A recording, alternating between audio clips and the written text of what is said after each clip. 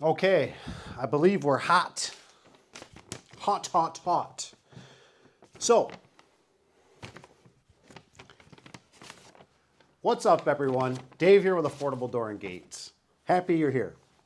So, Cody, cool cat by the way, and Cody, I apologize for not getting back to you right away. Our last email, I've been a little busy. Weather, big fence job, all kinds of stuff. But Cody was asking, and I'm probably going to break it up into a few different videos because you're just going to get too overwhelmed. His first question was, what's a good process to screen a customer? Great question. Great question. And I can't tell you, I am super pumped when you guys ask these questions because I know there's a lot of guys out there that have questions that are just doing startups. And I love helping because honestly, I would rather you learn from my mistakes and don't make my mistakes. And I'll give you my wisdom so you can prosper and do better than me because that's what it's all about. I want you to do better than me. So, first thing is, this is always a tricky one though, because I don't know for sure if you have a secretary. If you are the secretary, that's not bad either. The reason being is because I used to answer the phone. I got so good at answering the phone that I literally could tell almost what was in the garage. I'm serious.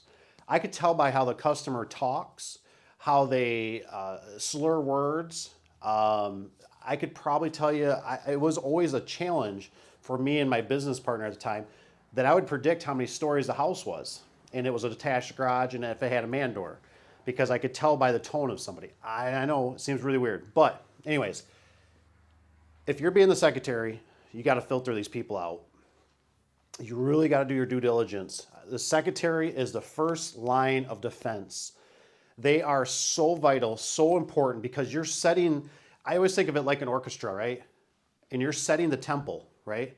So they take all the brunt, right? And they're sitting there and they're kind of doing this. This one's got to speed up. This one's got to slow down. You know what I mean?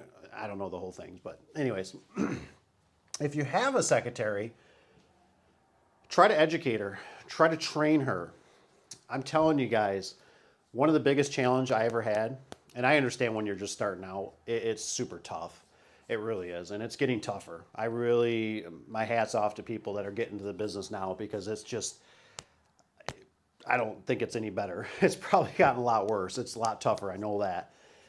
But you got to filter these people out and you got to ask questions, right? And if you don't have the answer, remember this. Remember that they called you. You didn't call them, they called you. And there's a scenario of things that are behind the scenes that you don't even know about.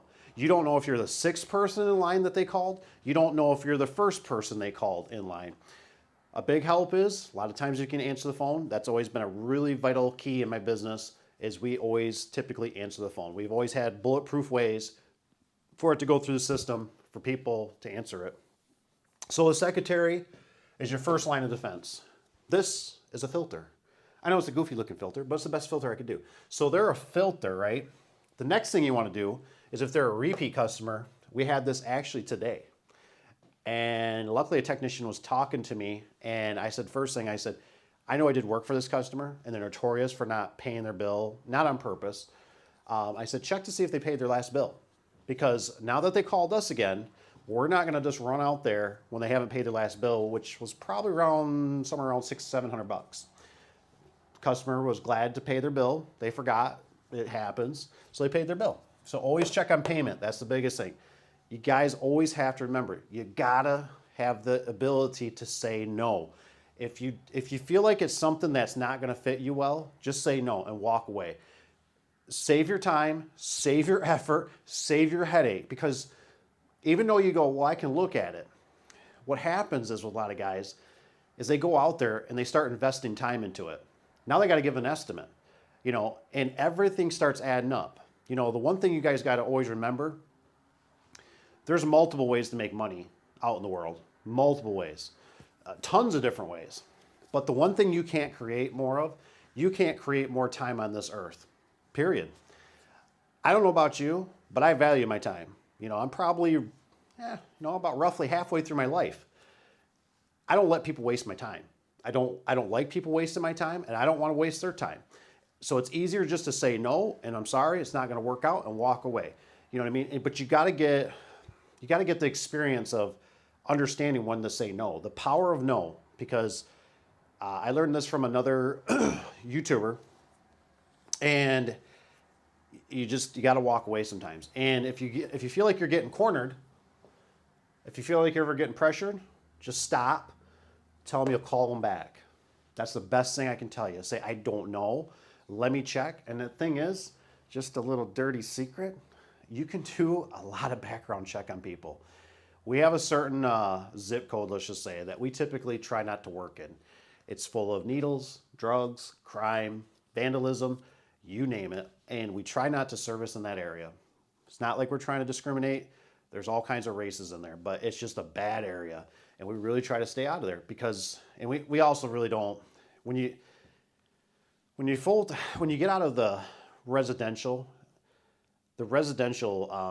takes a lot more filtering. It really does than the commercial. The commercial is a lot cleaner. It still has dirty laundry. Don't get me wrong, but it's still it's the cleanest shirt out of the bunch. So best thing you do is always just try to filter them out. Don't be afraid to ask questions. Get yourself a list of things that you need to ask.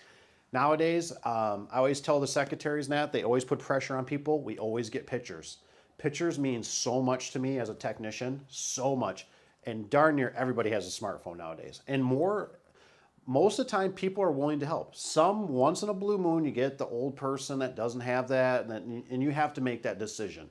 But there's a lot of times that we just tell customers, we're sorry, we're probably not a good fit for you. Like for us right now, for instance, we are so busy that we are typically not doing any residential service. We are actually just doing new installs. And I think we need to exclude openers too pretty soon because they get to be too techy. So they either need to just do a whole new door, and we'll do an opener if it goes along with it, but we're not just going to separately go out for openers because we're slammed, and the money's not as good there as it is in our other industry or our commercial jobs, I should say. So that's just something, but I hope that's helpful for you, Cody. I really appreciate the question. Like I said, filter. Get yourself, what I always do is every time I have a screw up, and I go, darn, I feel like I lost the game, right? I always write something down. Next thing on my list to ask, you know what I mean? Get the address, get their email, make yourself a little list. That's what I always did. Name, address, phone number, email. How did you hear about us? That's always a big one that people don't normally ask. How did you hear about us? Because then you can understand too where you need to focus your money into. So just some advice on that. It's tough. It's really tough. But you start listening. When you start listening more, I tell the kids and stuff, don't use the mouth so much. Do this. You got 2 ears, 1 mouth. Listen. Just listen. Ask a few questions, poke, and listen. And they're going to kind of spill their guts out to you of what's going on. And you can decide if it's a job that you want to do or you should just pawn it off. And people are more than happy. I hear through the secretaries that we recommend a few companies in our town.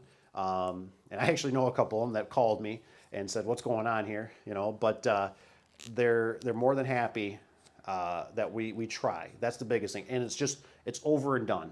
And you don't have to deal with it anymore. You know what I mean? So don't be afraid. I know it's tough if you're just starting out. You're trying to scoop up everything you can.